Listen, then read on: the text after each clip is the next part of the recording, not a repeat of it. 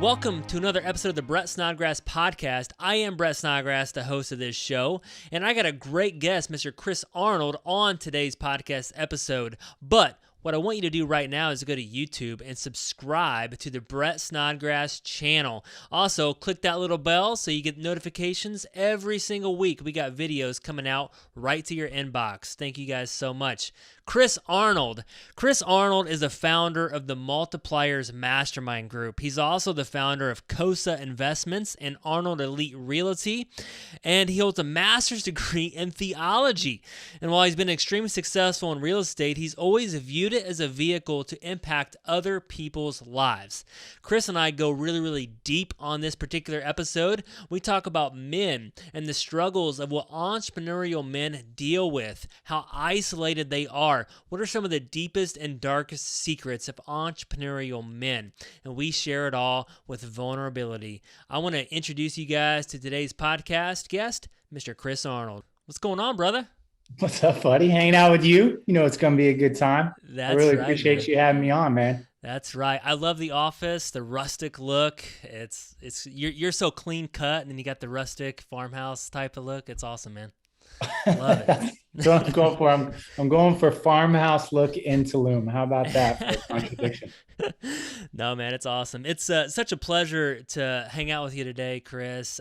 Always look up to you, admire you. You inspire me to grow each and every day, just like you do entrepreneurs all across the nation. And I know that that's just a passion of yours to work with men like myself. And that's why you created the mastermind group called the Multipliers, which I've been a part of. You've also have an amazing real estate investment company, COSA Investments, Arnold Elite Realty. And you have some news coming up recently. Just purchased a coaching type of platform, Wholesaling Inc. Tell us about that. Yeah, absolutely. That was a really incredible opportunity of an acquisition. So I've been a coach on that platform for about a year. So really got to connect well with Tom Kroll. If you know Tom, man, that guy just has one of the greatest hearts of any men that you'll meet. So one of the things that always drew me to Tom was he was in it because his primary aim was to love people, not sell people. And so there was a transition time where he approached me and said, "Hey, I'm ready to transition out of this business." And so offered me the opportunity to take the baton and keep going. And so as I sized it up, as I look at any opportunity, there's a couple of things that I look for. I want to know that it's a delivery system that drives impact. I think that's a really important piece. Also want to know that it's a delivery system that allows me to be more of me. So if I can step into an organization and not have to shift who I am, but it actually pulls out more of what's in my heart, that's always a really important piece as well. And I believe business is a conduit for personal growth. So if I can get into something that is new, that's going to challenge me, that's what I love business. I think it's one of the great transformers out there that we can be a part of. It'll drive you to your knees, but in that process, it'll teach you a lot as well. Yeah, definitely. Well, congrats on that. I know Tom as well. Great guy. Love his heart as well. Always love his shirts too. When I'm watching videos of Tom, he always wearing like a Hawaiian shirt or something, which is really cool. Putting his personality out there. He's a Floridian, man. Yes. Tommy Bahama, baby. Definitely. Well, congrats on that. Guys, if you're checking out, go check out Wholesaling Inc. with Chris and check out his team over there. They're amazing people. So check that out if you're interested in wholesaling. Chris, reason why I want to have you on the show, number one, is you're an amazing guy. You've been a real estate investor for many, many years now. But when I think of you, I think of people. You've already mentioned this a couple times already. You want to impact people. Whatever business you do has to be a people business. And with that, you want to make the most impact you can on that group of people.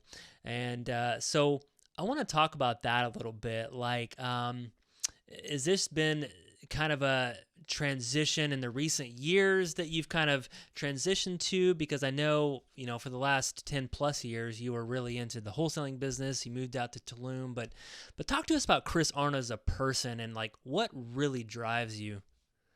Yeah. So I think you have to step back a little bit on my story. I'll pick it up maybe around high school time, age 16, 17 years old.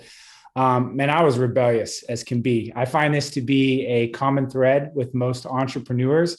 We tend to be rebellious. We tend to challenge the process. And when we're younger, we really haven't funneled that in the right direction. A lot of times it's funneled in a direction that it shouldn't be. And so I remember age 17, I got arrested with possession of drugs, and I was going to court, and they're like, hey, my attorney was like, we got to send him somewhere, because when he shows back up to court, we need to show some proof that, he's been in some type of rehabilitation process. So my parents, this is just a crazy story. They picked this place called Project Peace on Earth. It was owned by these hippies, like this hippie couple. So, he literally had like long hair, like the Apostle Paul, like Jesus. Looked just the part, right? Short, fiery guy. And she was like the total hippie. She wore bell bottoms. There were peacocks on the farm. She wrote poetry and painted on everything. And I was like, if I got to go somewhere at age 17, and go through some process, I was like, this is much better than some kind of formal institution. So I went out there, really no desire to change. That was actually not rock bottom for me. Believe it or not, it would have taken a lot more to break me. But I had an incredible transformation out there. It was about 2 months into the process. And I woke up one day, and man, I wish sometimes I go back to kind of try to explain what happened, but I can just tell you that the blinders were lifted. And I knew at that moment, as I was kind of looking at the trajectory of my life and where I was headed, at age 17, when we're not very mature, we don't have much perspective on that. But literally within that time frame, God stepped into my life and delivered me from all the drugs, everything that I was in. And at that point, Brett, I knew like what I wanted to do with the rest of my life. I wanted to spend the rest of my life in the service of people and helping people. I just had no idea what that was going to look like looking forward. And so you asked me a question, did I start out that way? It started as a vision, but it knew it was going to take some time before I could get to a place where I'd built up a business and a platform and really earn the right to speak into people's lives. And I actually put a time frame on it. I said 10 years. I said, I'll put my head down for 10 years. I will use this thing called real estate as a vehicle. It's going to give me freedom of time. It's going to give me freedom of resources. But I got to focus on me. I've got to learn to lead myself. And I've got to really answer the question, do I have what it takes? And I'm going to have a family, and I'm going to need to make sure that that's in place and that's being taken care of. And then I've earned the right to kind of look outside myself. And so I put a 10-year deadline. And honestly, when that 10 years hit, that's when I flipped that switch. And I said, you know what? First 10 years was focused on success. The rest of my life now is going to be focused on significance. I love it. I love it. And which actually was very, very interesting is you hold a master's degree in theology. So you had this radical experience and coming to Jesus moment. And then you went and got a degree in that as well. That's what I was gonna say. At that point, I didn't know what to do. It's like I was 17 years old, and it's like, well, what should I do? I was like, well, I guess I'll go to Bible school. That's just like, there's a conventional process that you start with, right? It's kind of like, well, what do you do? I guess I'll go there. I guess I'll go get a master's degree. But what was funny, as I went down that conventional path, even though I needed to be on that conventional path for a small period of time, the challenging part for me was I began to realize I was very unconventional. Like by the time I began to finish my degree in theology, like I was crystal clear, like I am not going to go be a pastor of a church. I'm not going to be a missionary, although I did that. I lived in Uganda and did mission work. So I honestly had a really difficult time of being confused because all of my friends knew exactly how they wanted to plug into church world. And I'm like, I think that's the last place that I want to be. Like I'm too raw. I'm probably a little bit too much of a challenging the process person. Mm-hmm. And I think for those of us as entrepreneurs, if we kind of push the boundaries on things, maybe, so I always say, I think we're the right amount of wrong. if that makes sense. You're not afraid to crack open a beer, or, maybe sometimes you drop a cuss word, whatever that looks like. That just doesn't work in church world. You just can't do it. Yeah. And I was like, if I go into church world, I'm going to die, because there is a part of me that tends to be a little bit edgy. And so I really had some confusion during that time. And so when I finished seminary, what I did was I went and traveled the world for 6 months. Like, I put a backpack on. I went to like 8 or 9 countries to try to like find myself and figure out what in the world I wanted to do with my life. So I wish I could say it was like this clear path of what I wanted to do. But really the moment for me was when I was at Chick-fil-A eating a chicken biscuit and really confused about my life. And, they say you go to seminary for 2 years, it takes you another 10 years to actually get over it. And so with that, I was sitting there and I was looking up on the mural, looking about how Kathy Truitt had built Chick-fil-A and utilized a for-profit business to impact the world. Like, you could see how he was given to college funds and how they were doing building projects like Habitat for Humanity type stuff. And that was the first moment I was like, I don't think I'm called to church world. Like, I think I'm called to utilize this thing called business as a vehicle to create impact, because I had a lot of friends that had what I would call a lot of purpose, but they never had the profit to back that purpose. So they were still like sitting in alumni housing from when we graduated, waiting for God to like magically fill their bank account. And for me, it was like, hey, that's one route you can go. You can create a nonprofit. You can go around and move the hearts of people by whatever your vision is. And you can, build something off of raised money. That's just not my personality. I felt like God was saying, I want you to build a for-profit business, and I want you to be able to write the check for whatever it is that I've called you to do. And that was a major shift, literally at Chick-fil-A. Wow. Yeah, it never fails, man. There's so many, God come to Jesus moments at Chick-fil-A. So eating that chicken biscuit, that's awesome. But you're exactly right, Chris. I surround myself. Hey, Brett, let me pause you real quick. Yeah. Can you hear the dog? I happen to be dog sitting, which I never do. Can you hear barking? I can hear it a little bit. Yeah. Is it going to be in the deal? Because so I'm going to move the dog like next door. It might help a little. Yeah, let me go to my friend. I'm so sorry. No, you're all good. I just happen to be dog sitting for my friend in Colombia. I don't like dogs. I don't have dogs, but a few moments later. Sorry about that, brother. No, it's all good, man. It's all good. I get it. Hold on, let me turn this off too real quick. My house is usually so quiet, and then my friend was like, "Can you dog watch for me?" And I'm like, yes, I'll dog watch. And then of course it barks. No, it's all good. It's all good. I moved it next door to my neighbor's house. So. All right. Sounds good. I remember where we left off. We left off on Chick-fil-A. So I'm good. Yeah, I'll pick it up. So, cool. No, you're exactly right, Chris. I mean, I surround myself a lot with church-going people and people that do missions trips, but they don't have any money most of the time. And I get an email sometimes, people, they're getting ready to go on a mission trip, which I'm really into going on mission trips, serving people. And Guatemala is typically where I go. I build houses, things like that. But a lot of times people have to raise money. Like, they're going on this mission trip. They got to raise this money to go. And guys that own their own businesses, entrepreneurs, I mean, we don't have to do that. It's so refreshing. It gives us those options to be able to help and impact others and not have to have this money thing stop us from doing these things that we're called to. I totally agree. I think I have come to discover that there's kind of two camps of people. You have entrepreneurs that have profit, but they have no purpose. And I find them to be pretty empty. They tend to kind of lack fulfillment in their life. And then on the other side, I see people that have purpose, but no profit. And what I see over there is frustration and discouragement because they have something deep in their heart they want to accomplish. And so I believe that there's power via business to combine both profit and purpose. I think when those two things collide, what you get to put language to it is social entrepreneurship.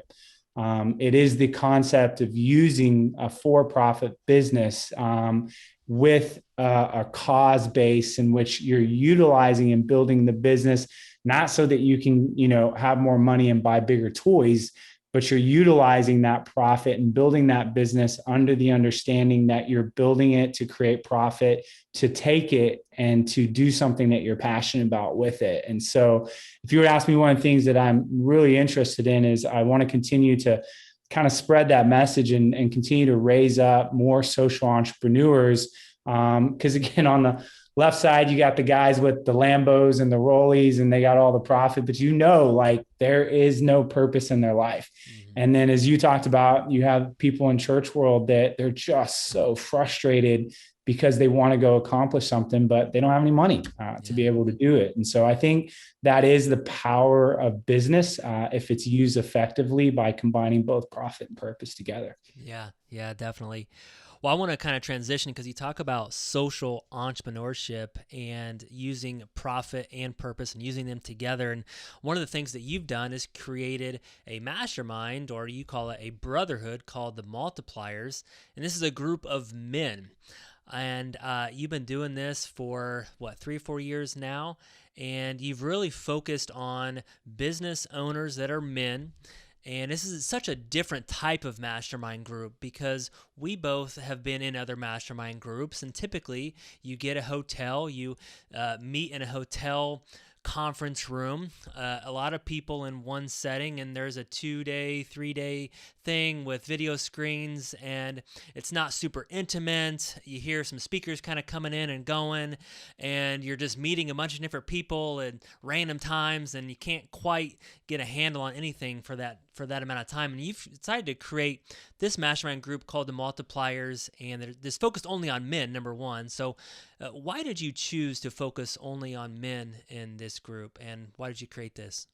Yeah, absolutely. So if I go back to what I would tell you the root problem that we're solving is it's isolation. So if you look at entrepreneurs, particularly men in general, what happens is as you continue to grow your business, increase your influence, and you continue to kind of move up that elevator, becoming more and more successful, what we find comes with that is further isolation. The reason that is the friends that you grew up with that maybe potentially still working a 9-to-5, they don't really understand what you're facing. And honestly, they're like, what do you have to complain about, right? You own your own business. I mean, I'm the one that still has to come in and swipe a clock every day.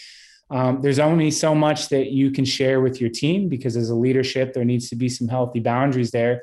And if you're married, you can't dump everything on your spouse. And if she's not business focused or is not also an entrepreneur, there might also be some disconnection and really trying to understand what you're struggling with.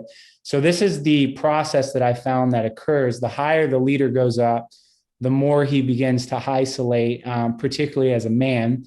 And in that isolation, everything continues to grow more. There's more stress, there's more pressure, there's more at stake. Well, now you run a podcast and you've got a ton of followers, or now you're becoming an influencer, or maybe you got 50 to 100 employees that they're looking to you on top of the fact that you're also responsible for all their families. Like it just keeps building and building as you grow the empire. And so in that isolation, when that stress hits, when you don't have anyone to really talk about the hard stuff with, what I find is entrepreneurs then tend to fundamentally medicate.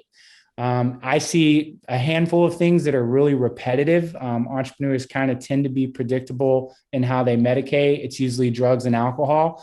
It's usually sex, porn addiction, or it kind of gets into life experience, kind of spending money, gambling, that type of stuff as well. Well, the problem is you're isolated. You now have this reputation of being successful. You're sitting over in shame at this point. You don't have anyone you can talk to about it. And you're afraid that, if it comes out, you're going to lose everything that you built. It took you 20 years to build. And so what I find is they kind of put on a mask for about as long as they can and walk around like everything's okay. Brett, you and I know that we've met a lot of these guys. I mean, go to most mastermind conferences. It's amazing how great everybody's business is doing and how everyone's family is so perfect. And we just got back from the idea. I mean, it's such BS. Yeah. Like everyone in that room is in so much pain and everyone is walking around with really one or two major issues that they're dealing with. but we don't create an environment as men to really be vulnerable.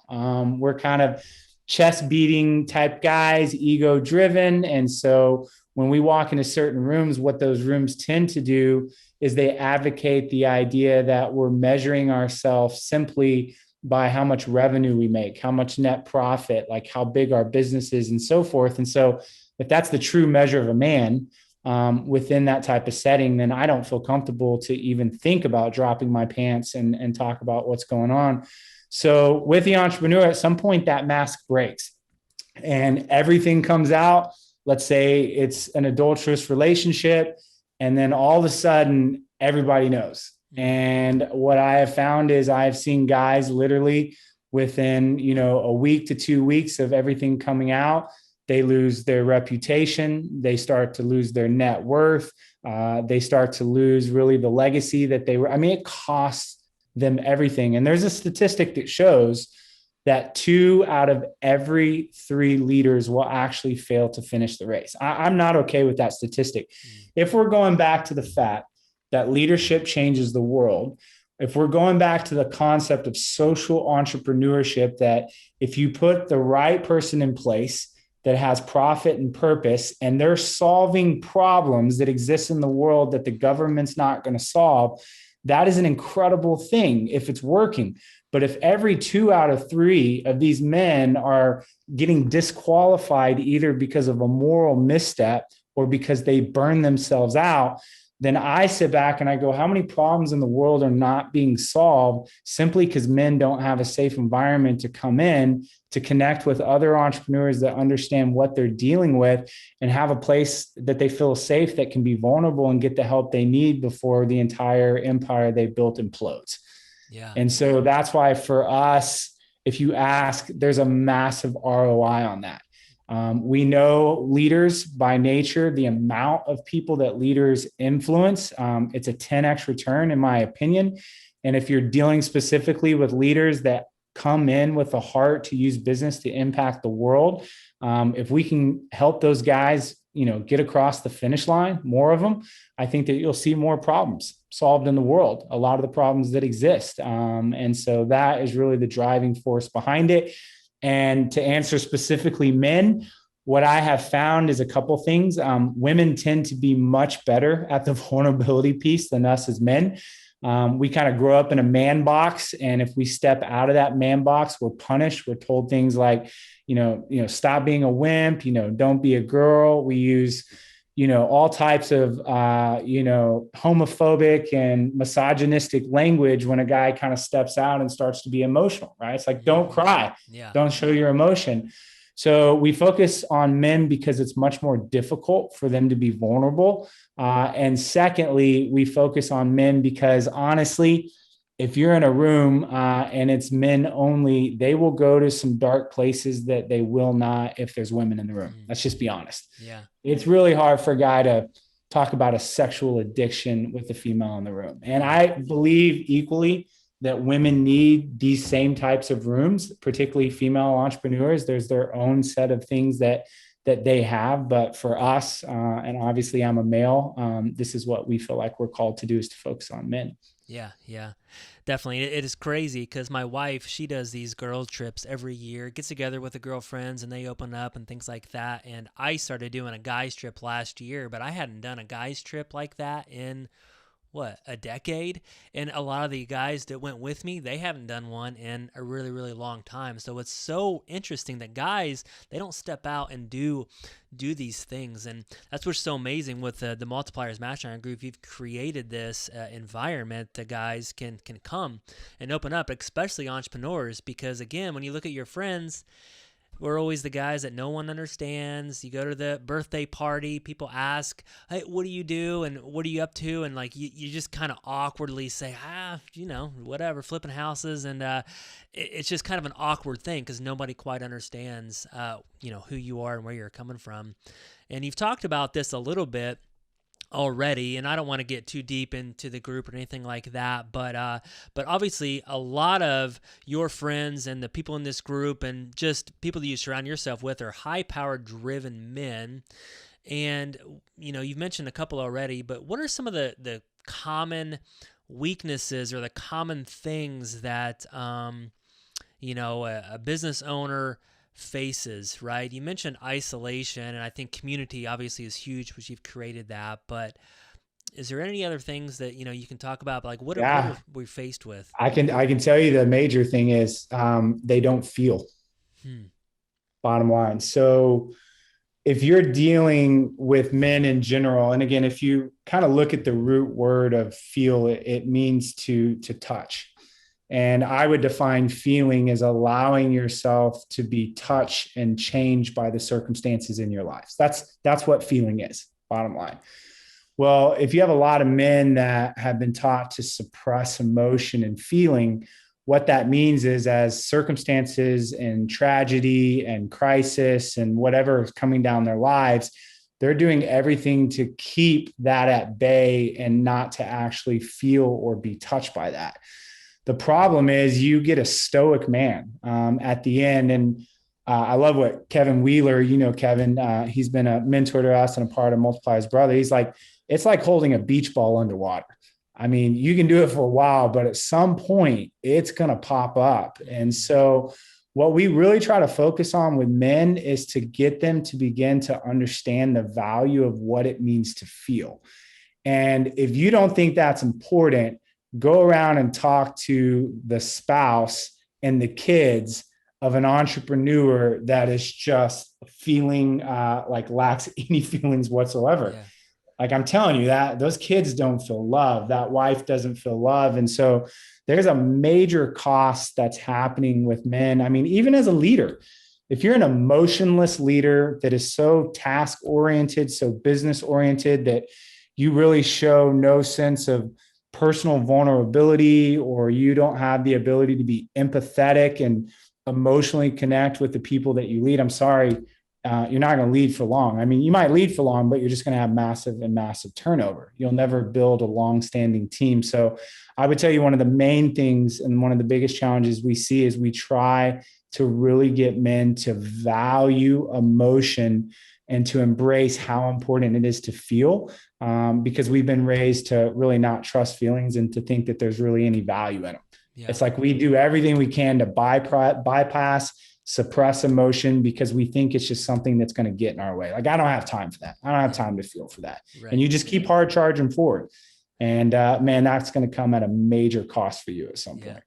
Yeah, it's funny how men, we're always just trying to hold back, right? Like the older I get, and I got kids now, and I start to feel a lot more, even watching a movie sometimes, I'm always trying to hold back my emotions, or if I'm talking to my wife and we're having a really intimate, serious conversation, and I'm always trying to hold myself back. Don't feel, don't let it out, right?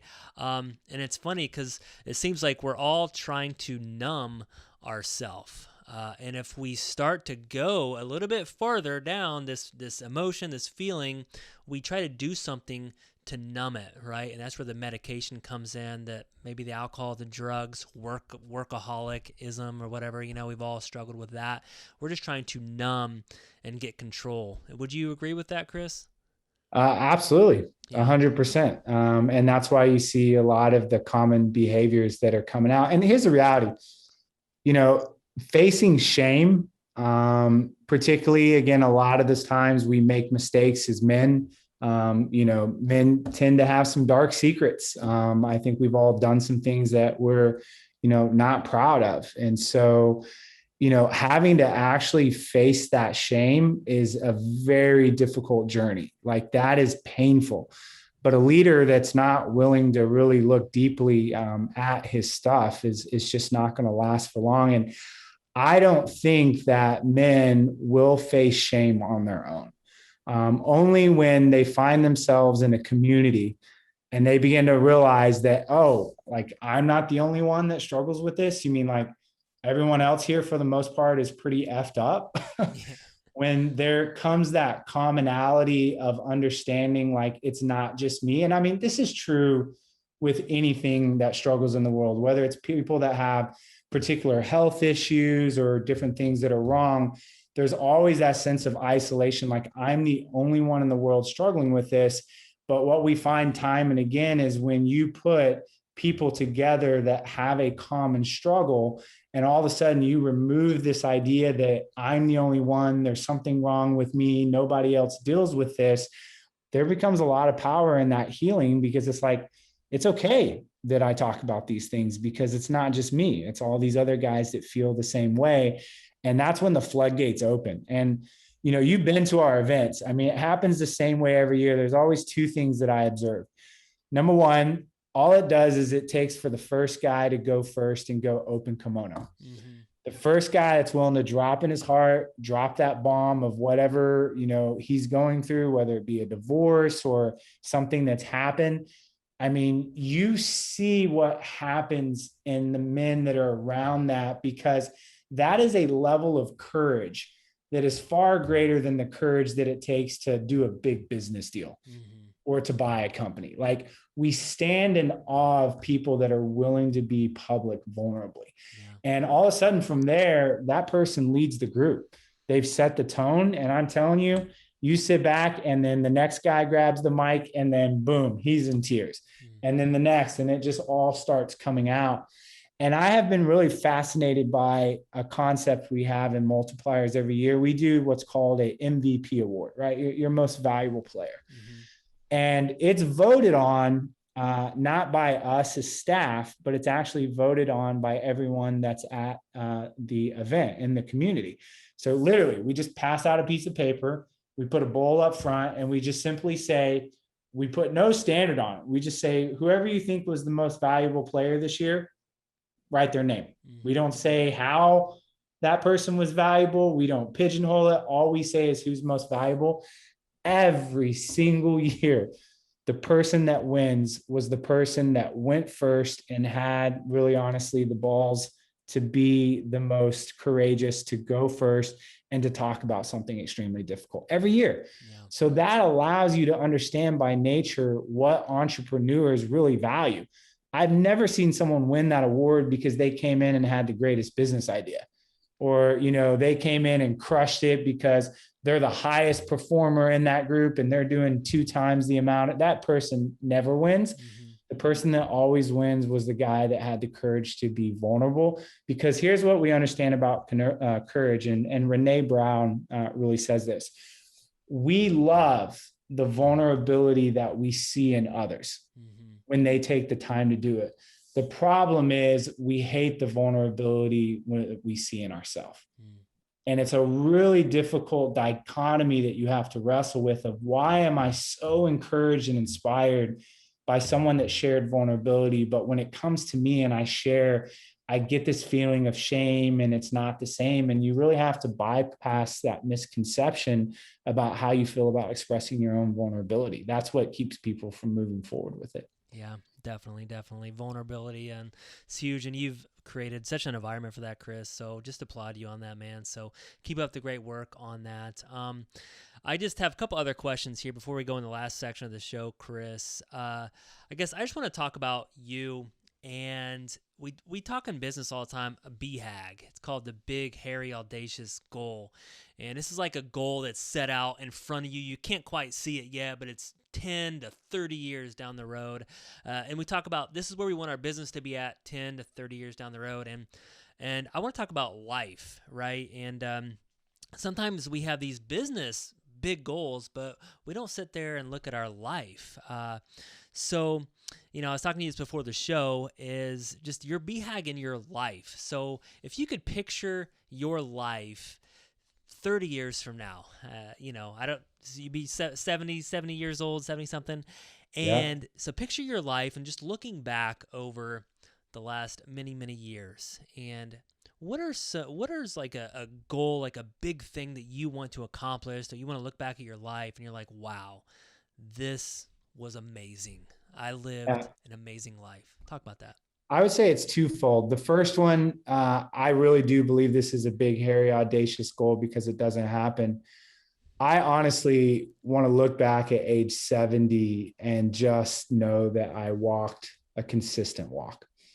If you look at someone like Billy Graham, you know, Mother Teresa, there is something that's so powerful about the moral authority that they build because when you look upon their life overall, they're for the most part blameless. They never really stepped into something, not that they didn't make mistakes, but really cost them everything. And I happen to have grown up with a really great father that, for me, modeled integrity and character at a consistent level that I still, to this day, I don't think I've really ever seen in a lot of other men. And honestly, for me, when it comes to, being married and, at some point having kids and all those type of things, my initial internal big, hairy, audacious goal was the fact that people looked at my life and said, that guy walked the walk. He just walked the walk. He didn't veer off into right field. He didn't do something that, literally cost him his reputation that he's going to have to carry with his life. I really hope to be that guy that, led by example and led well. And I really believe that's a big, hairy, audacious goal, because I don't think that most people get there. And honestly, it's that goal is also under my greatest fear. And if you were asking me what my greatest fear is based upon my background, which I tend to be excessive and impulsive, is that I'm just going to be another statistic, that I'm going to, at some point, make a decision that costs me everything that I've built. And I'm going to lose the respect and the platform that I've earned. At the top of the show, you said, hey, Chris, I've gotten to know you and I admire you. I hear that. But my greatest fear is that I would do some behavioral decision that would cost me that. Yeah. So part of my big, hairy, audacious goal, I think, is also driven by one of my greatest fears, and that I do something that costs me everything. Second to that, in the sense of just as a whole, for me, it's about impacting as many people's lives through business as possible. I wish I could tell you, like, we just bought our first company. I was talking with my COO the other day. I don't think I'll ever launch a company again from scratch. I think we will continue to do roll-up acquisition and continue to grow. But honestly, if I look at a couple people that really model for me, like my BHAG, someone like that would be like Blake McCoskey with Tom Shoes, right? Blake McCoskey comes in, sees a massive global problem. Kids can't go to school because they don't have shoes. And he comes in and he takes that business and he builds it to an unbelievable level. And if you know anything about his story and what he's done, it was cool to see that by the time he began to get to the end of that business before he sold it, his position was chief shoe giver. So fundamentally, like, he was just going on the trips in which they were giving shoes to kids. And so for me, my big, hairy, audacious goal is to really continue to roll up acquisition to a place of building a really substantial amount of wealth. And again, how much is that? It's an easy question for me to answer. The amount is whatever God needs me to have in order to do what he's called me to do. That's my number. I don't know how much that is. I don't know if that's, 25 million. I don't know if that's $1 billion. I don't know, but I really do have this desire and heart to get to a place to where we are utilizing that level of funds. And I want to solve a major global problem via business. And I don't. At 41, I don't know what it is yet. And you and I were talking at the top of the hour. One of the reasons that I want to spend a lot of time traveling around the world, and I'm not talking about going to France and Italy, but really I want to expose myself to some of the problems that exist in the world that I'm not going to see or find sitting at my desk. I just not. And so my big, hairy, audacious goal is to build a massive company that ends up days solving some great global problem, just like Blake McCoskey did with Tom Shoes. That's amazing. That's awesome. And before the show, you did talk about that traveling. So one of your passions is traveling. I love seeing different cultures, just getting out of America, seeing how other people live. I just got back from Guatemala a couple of weeks ago, and just always fascinates me by how people live in some of these other countries, especially third world types of countries. But you're getting ready to meet with an extreme group of travelers, and these people have traveled to every country.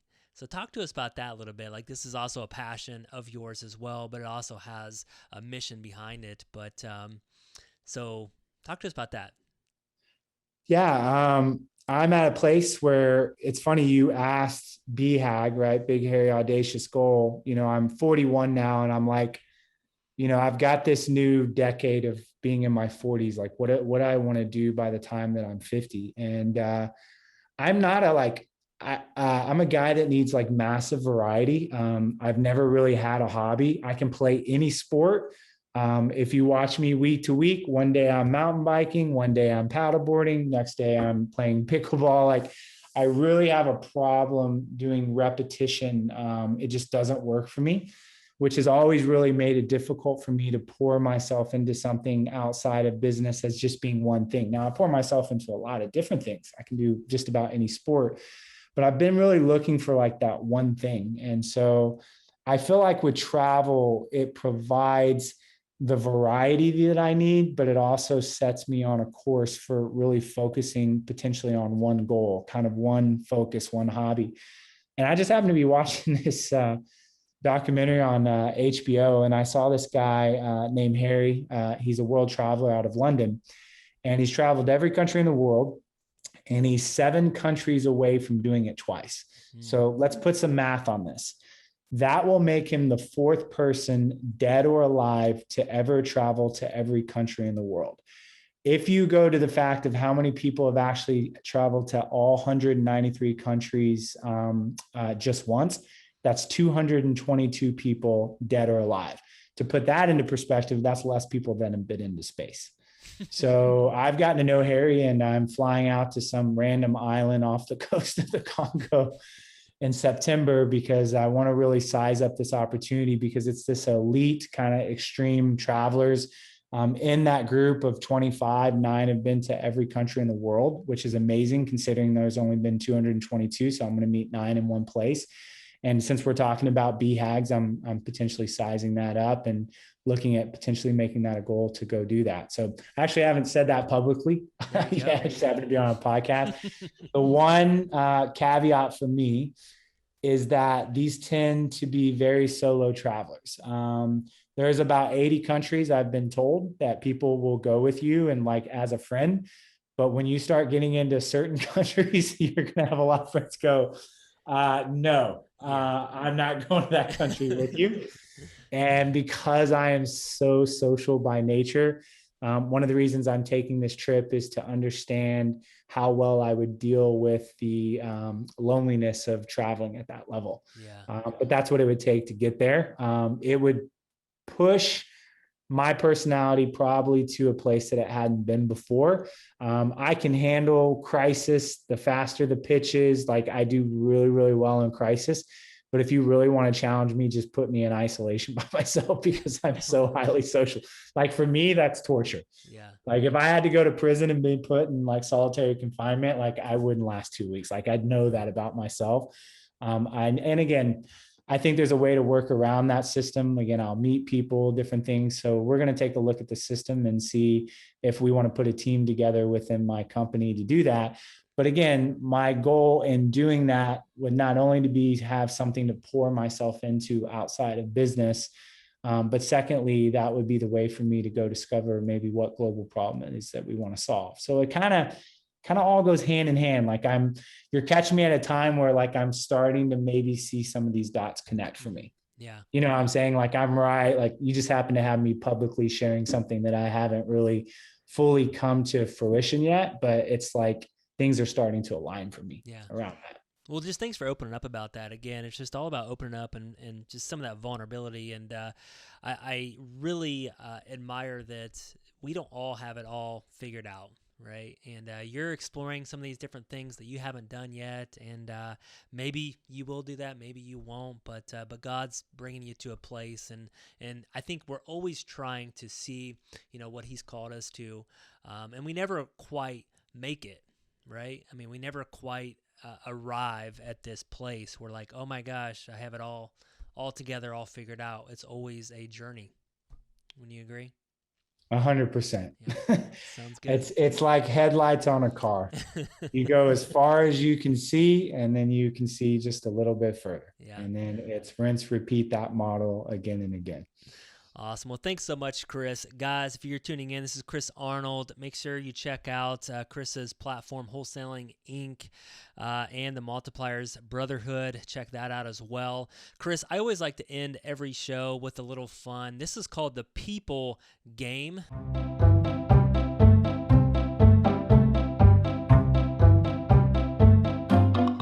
I don't know why I called it that. It's called the People Game because you're a people person. And I got 4 questions for you. These are super short answers, so just name the first thing that comes to your mind. And all of these answers are about people, right? It's about a person that, whatever these answers are. So number 1, who is your favorite author? Who's the person that's your favorite author? Andy Stanley. Cool. I love Andy Stanley. Yeah, Andy Stanley out of Atlanta. My favorite. Sounds good. And speaker/author, because he's also an unbelievable speaker. Yeah, definitely. All right, number 2, who has made the biggest impact on your life? Without question, my dad.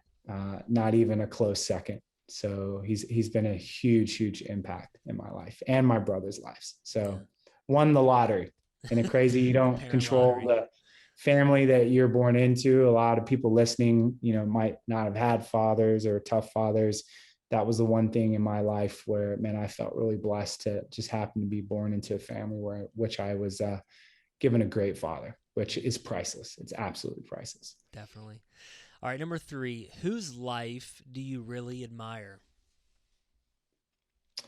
I talked about Blake McCoskey, but I'll go back to, honestly, I've read and watched a lot on Billy Graham. If you don't know who Billy Graham was, he was an evangelist, but I just am amazed at the level of integrity that guy walked. Like, there's very, very few people that create that level of moral authority in their life. Like, he didn't trip. He didn't fall. He didn't do something. And that's just such a rarity. And so I've got a lot of respect for Billy Graham. No, amazing. All right, last one. Today, who would you like to have a coffee with? Is there a person that you'd like to have coffee with today? If you could have coffee with anybody. Yeah. If I could have coffee with anyone, that's a great question. I tend to be pretty fascinated right now with Elon Musk. I think most of us are. I think that guy lives in a cerebral world. He thinks at a level that I think is just incomprehensible to most of us. So I'm truly fascinated by Elon Musk because very few people have a vision at that level. And so, man, I'd love to sit down with Elon. Again, I'd probably have to record it and go back and listen to it because I don't know if you've ever seen him do interviews. He really has to dumb down the language, just because of the way in which his brain is at. But that guy just floors me. That guy, to build $1 billion company, unbelievable. Most people will never get there. To build already 3 by his, early 40s, whatever he is now, 44, 45. It's mind blowing. Yeah. Mind blowing. How do you do that? No, that's crazy. That's awesome. Now that would be amazing. Well, if you ever do that, please record it. I'd like to see a copy. Sure you would. Now, sounds good. Well, thanks so much. This is Chris Arnold, guys. Thanks, Chris, so much for being on the Brett Snodgrass podcast today. Really appreciate you, man. Wish you the best. Multipliers Group, Wholesaling Inc. Thanks, Chris, man. Awesome Appreciate stuff. it. Thank you. Thank you so much for checking out the Brett Snodgrass channel. If you like this video, please slam on that like button. And if you really like it, then subscribe to our channel here. And remember to leave us a comment below, and I'm going to try my hardest to reply to all the comments. Thank you guys so much. This is why I do what I do. Every single week, I come out with content that focuses on success, freedom, and living out your purpose. Thank you guys so much. See you next time.